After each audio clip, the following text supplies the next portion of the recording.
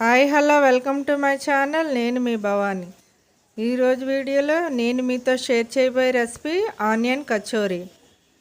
మనం కచోరీలను బయట తెచ్చుకుంటాం కదా, అదే టేస్ట్తో మనం ఇంట్లోనే తయారు చేసుకోవచ్చు. చిన్న చిన్న టిప్స్ ఫాలో అయితే చాలు మంచి టేస్టీ కచోరీ అని తయారు చేసుకోవచ్చు. ఈవినింగ్ స్నాక్స్ ఐటమ్గా పిల్లలకి చేసి పెట్టచ్చండి. ఇది చాలా ఈజీ ప్రాసెస్ అన్నమాట. ఇది ఎలా తయారు చేసుకోవాలో ఈ వీడియోలో తెలుసుకుందాం. ముందుగా ఒక బౌల్ తీసుకొని 1 కప్పు మైదా పిండి వేసుకోవాలి. ఇది 250 గ్రాముల మైదా పిండి అండి. 1 కప్పు మైదా పిండి వేసుకోవాలి. ఇప్పుడు బేకింగ్ సోడా వేసుకోవాలి. మనం వంట సోడా అంటాం కదా, అది వేసుకోవాలి 1 స్పూను. ఇప్పుడు 1/2 స్పూన్ సాల్ట్ వేసుకోవాలి. రుచికి సరిపడగా సాల్ట్ వేసుకోవాలి. ఇందులో వాము వేసుకోవచ్చు అండి, ఇంకా మీకు నచ్చితే వాము వేసుకోవచ్చు, నేనైతే వేయట్లేదు. ఇప్పుడు ఇది కొద్దిగా కలుపుకొని వేడివేడిగా ఉన్న డాల్డా వేసుకోవాలి. ఇది 2 స్పూన్ల డాల్డా అనమాట. వేడిగానే ఉండాలండి డాల్డా అనేది, అప్పుడే కచోరీలు అనేవి క్రిస్పీగా వస్తాయి. ఈ డాల్డాకి బదులు మీరు నెయ్యి కూడా వేసుకోవచ్చండి. నేనైతే డాల్డా వేస్తేనే మన స్వీట్ షాప్లో తెచ్చుకుంటాం కదా, ఆ టేస్ట్ అనేది వస్తుంది. అందువల్ల నేను డాల్డా వేసాను అనమాట. ఇప్పుడు ఈ డాల్డా అంతా కలిసేలాగా కలుపుకోవాలి. ఇప్పుడు ఇదంతా కలిసిపోయిందండి. నేను వేసిన 2 స్పూన్ల డాల్డా అనేది సరిపోయింది. ఇప్పుడు కొద్దిగా వాటర్ పోసుకుంటూ చపాతీ పిండిలా కలుపుకోవాలి. ఈ పిండి అనేది ఎక్కువసేపు ఒత్తుకోవాలి. మనకి కచోరీలు అనేవి అప్పుడు బాగా వస్తాయన్నమాట, క్రంచీగా వస్తాయి. మనం ఎలా చేస్తే అలా వస్తుందన్నమాట పిండి అనేది. ఇప్పుడు చూసారా, ఇది కలిసిపోయింది. మరీ థిక్గా కాకుండా మరీ పల్చగా కాకుండా ఈ కన్సిస్టెంట్లో కలుపుకోవాలన్నమాట. ఇప్పుడు కలిపిన తర్వాత కొద్దిగా ఆయిల్ వేసుకోవాలండి. కొద్దిగా ఆయిల్ వేసుకొని మళ్ళీ కలుపుకోవాలి. నేను 2 స్పూన్ల ఆయిల్ వేసాను. ఆయిల్ వేసిన తర్వాత మళ్ళీ ఒకసారి కలుపుకోవాలి. ఆయిల్ వేసి కొంచెంసేపు ఒత్తడం వల్ల ఇంకా క్రిస్పీగా వస్తాయన్నమాట మనం కచోరీలు చేసినప్పుడు. ఇప్పుడు ఇది కొద్దిసేపు ఒత్తుకొని ఇది మూత పెట్టేసుకోవాలండి. ఒక 15 నిమిషాలు నాననివ్వాలి. ఖచ్చితంగా 15 నిమిషాలు అనేది నానబెట్టుకోవాలి. మూత పెట్టేసి పక్కన పెట్టేద్దాం. ఇప్పుడు ప్యాన్ పెట్టుకొని ఒక 2 స్పూన్ల నూనె వేసుకోవాలి. స్టఫింగ్ రెడీ చేస్తున్నాం అనమాట. ఇప్పుడు ఆయిల్ వేసుకున్న తర్వాత ఇప్పుడు కొద్దిగా జీలకర్ర వేసుకోవాలి. సరే, జీలకర్ర వేసాను. నేను ధనియాలు వేయలేదండి. నచ్చితే 1 స్పూన్ ధనియాలు వేసుకోవచ్చు మీరు. ఇప్పుడు సన్నగా తరిగిన ఉల్లిపాయ ముక్కలు 1 కప్పు వేసుకోవాలి. ఇవి సన్నగా తరిగి ఉండాలండి. మనకి కచోరీలకు పెద్ద ముక్కలు అయితే మనకి సమంగా వేగమన్నమాట. ఇప్పుడు ఇది వేగుతుంది, కొద్దిగా వేగనిద్దాం. ఇప్పుడు సన్నగా తరిగిన పచ్చిమిర్చి ముక్కలు కూడా వేసుకోవాలి. ఇప్పుడు పచ్చిమిర్చి వేసిన తర్వాత ఇప్పుడు కొద్దిగా పసుపు వేసుకోవాలి. మనకి ఉల్లిపాయ ముక్కలు అనేవి బాగా వేగితాయి, మంచి రంగు అనేది కూడా వస్తుంది. ఇప్పుడు తగినంత సాల్ట్ వేసుకోవాలి. ఉప్పు వేయడం వల్ల కూడా బేగా ఉల్లిపాయ ముక్కలు అనేవి వేగుతాయండి. ఇప్పుడు ఒక 7-8 నిమిషాలు టైం అనేది పడుతుంది ఈ వేగడానికి. మంచి రంగు అనేది రావాలన్నమాట ఉల్లిపాయ అనేది. ఇప్పుడు వేయించుకుందాం. ఇప్పుడు వేగుతుంది చూసారా, ఇంకొద్దిగా వేగనివ్వాలి. వేగిన తర్వాత ఇప్పుడు ఒక మీడియం సైజ్ బంగాళదుంప తీసుకొని ఇది బాగా ఉడికించాను, అది ఇందులో వేసేసుకుందాం. 1 దుంప అయితే సరిపోతుందండి. నేను చేసే క్వాంటిటీకి 1 దుంప అయితే సరిపోతుంది. ఇప్పుడు ఇది కలిసేలాగా కలుపుకోవాలి.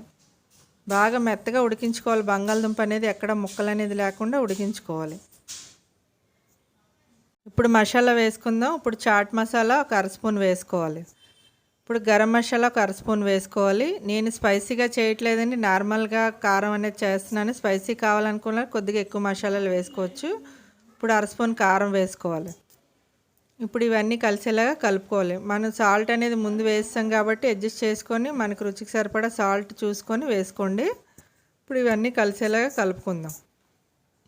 ఇప్పుడు ఈ మసాలాలన్నీ కొద్దిగా వేగాలి కదా, మనం బంగాళదుంప అన్నీ వేసాం కాబట్టి కొద్దిగా వేగనివ్వాలి. ఈ వేగడం వల్ల ఈ మసాలా బంగాళదుంప అంతా ఆనియన్స్కి పడుతుందండి, మంచి టేస్ట్ అనేది వస్తుంది. సరే, ఇదంతా కలిసేలాగా కలుపుకోవాలి. మీకు ఆనియన్స్ వేగడమే లేట్ అవుతుందండి. కచోరీ అనేది ఈజీగా ప్రిపేర్ చేసుకోవచ్చు మనం. ఇప్పుడు ఈ ఆనియన్స్ వేగిపోయి ఇప్పుడు ఫైనల్గా కొద్దిగా కొత్తిమీర వేసుకుందాం. సన్నగా తరిగిన కొత్తిమీర వేసుకోవాలి. ఇప్పుడు అరచక్క నిమ్మరసం కూడా వేసుకోవాలి. మనం కచోరీలు తినేటప్పుడు కారకారంగా పుల్లగా తగలడానికి నేను నిమ్మకాయ వేసి చేస్తున్నాను. ఇప్పుడు ఈ నిమ్మకాయ కూడా వేసిన తర్వాత ఒక 2 నిమిషాలు ఇలా వేయించుకొని మనం స్టవ్ ఆఫ్ చేసేసుకోవాలి. సరే, మొత్తం అంతా బాగా వేగిపోయింది, డ్రై అయిపోయింది. మనకి తడి అనేది ఉన్నదనుకోండి కచోరీ అనేది బాగా రాదనమాట. ఇప్పుడు పూర్తిగా ఇది చల్లారనివ్వాలి. ముందుగా ముద్ద రెడీ చేసి పెట్టాం కదండి, ఇది తీసి చూద్దాం ఎలా వచ్చింది అనేది.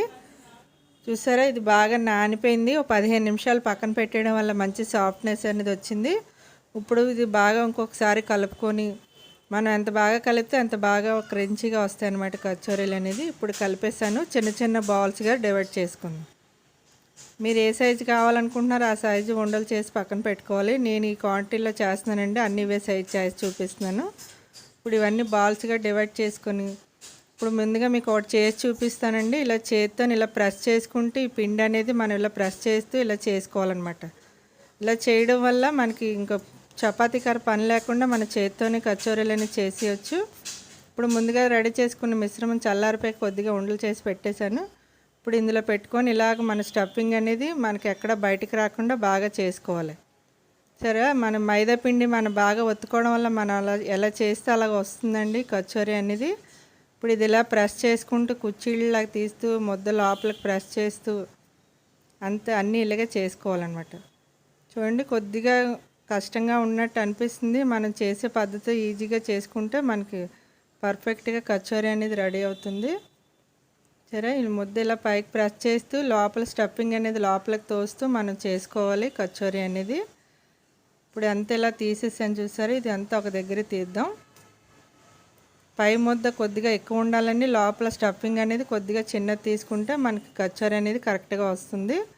చూసారా, ఇప్పుడు అంతా ప్రెస్ చేస్తూ అంతా చేసేసాను. ఇప్పుడు ఇలా చేతితో ప్రెస్ చేసుకోవాలి. మీకు ఏ సైజు కావాలంటే ఆ సైజు మీరు చేసుకోవచ్చు. స్టఫింగ్ బయటికి రాకుండా కొద్దిగా చూడండి, మనం ఇలా నొక్కినప్పుడే మనం జాగ్రత్తగా చేసుకోవాలన్నమాట. ఇలా ప్రెస్ చేసేస్తే అన్నీ ఇలాగే చేసేసుకోవాలి. సరే, కచోరీలు అనేవి రెడీ అయిపోయింది. ఇప్పుడు అన్నీ ఇలాగే చేసి పెట్టేశానండి, మీకు చూపిస్తాను. నేను తీసుకున్న క్వాంటిటీకి నాకు 6 కచోరీలు అనేవి వచ్చాయి.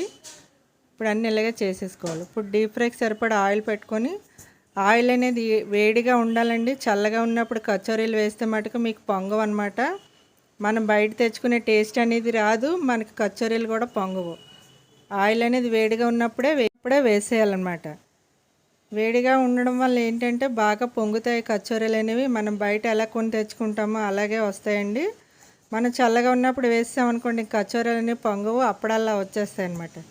మనం ఎప్పుడైనా వేడిగా ఉన్న ఆయిల్లోనే వేసుకోవాలి. ఈ టిప్స్ ఫాలో అయితే మంచి కచోరీ అనేది తయారవుతుంది.